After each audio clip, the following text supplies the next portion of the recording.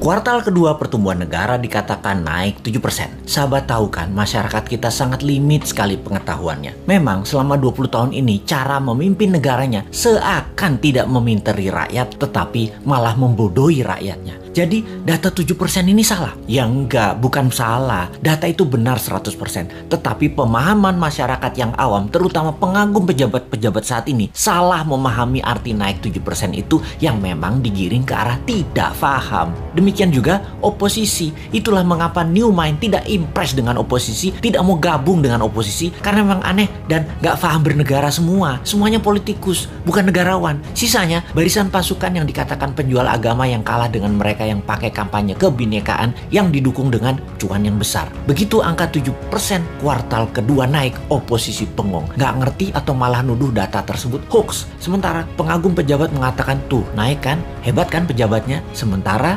realita tetangga seputaran dan orang jauh sebelum PPKM sudah berat ekonominya. Sekarang lebih gak muter lagi, nambah sekarat, butuh oksigen. Kok gak ada yang naik? Begini melihatnya. Biar makin paham bahwa New Mind mencoba memberikan pemahaman cara cerdas bernegara. Naik 7% itu year on year. Paham? Nggak peduli. Kini kita ilustrasikan. Tahun lalu minusnya 1,9%. Tahun ini minusnya 1,7%. Naik dari minus 1,9% ke 1,7% itu naik sekian persen. Betul kan? Ya betul, naiknya begitu kira-kira. Bukan dari 1,9 minusnya total lompat plus 7%. Ya bukan begitu. Jadi data tidak salah. Cuman demi populerisme. Kayak artis gitu deh. Nggak boleh terlihat jelek. Jadi diambillah mengemasnya dari sisi positif. Itu tidak salah. Yang salah adalah pemahaman banyak orang yang terus dipolitisasi. Mangkel deh 20 tahun ini gak dewasa-dewasa juga bernegaranya. Lebih mangkel lagi, kenapa setiap masalah pejabat yang ditugaskan dia lagi.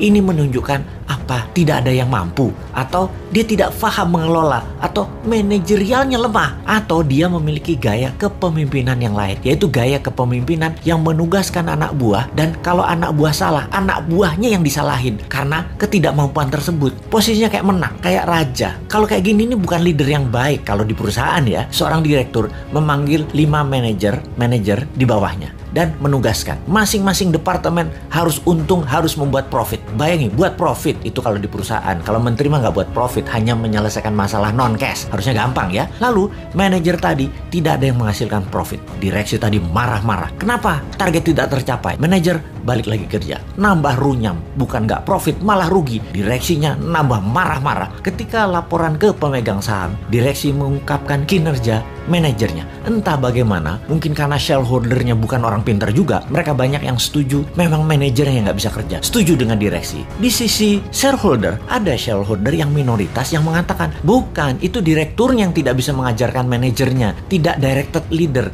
tidak berpengalaman bisnis multinasional. Memang dia yang tidak mampu. Malah ribut sesama pemegang saham dan berusaha membeli saham milik minoritas dengan harga murah. Lalu diusahakan yang beli adalah investor asing, dan yang minat adalah investor dari Tiongkok yang memang mitra dagang perusahaan tadi. Sudahlah, itu hanya ilustrasi. Capek kita balik ke pokok awal tadi. Lalu sektor mana yang naik? Sektor yang dipegang oligarki, yang memang hanya 3% mereka itu, tapi mengendalikan 70% ekonomi. Wis, ngerti ya ilustrasinya ya? Sudah, sana berantem lagi. New Mind mah nonton aja. Abis kita dianggap wong bodoh, padahal bodoh beneran.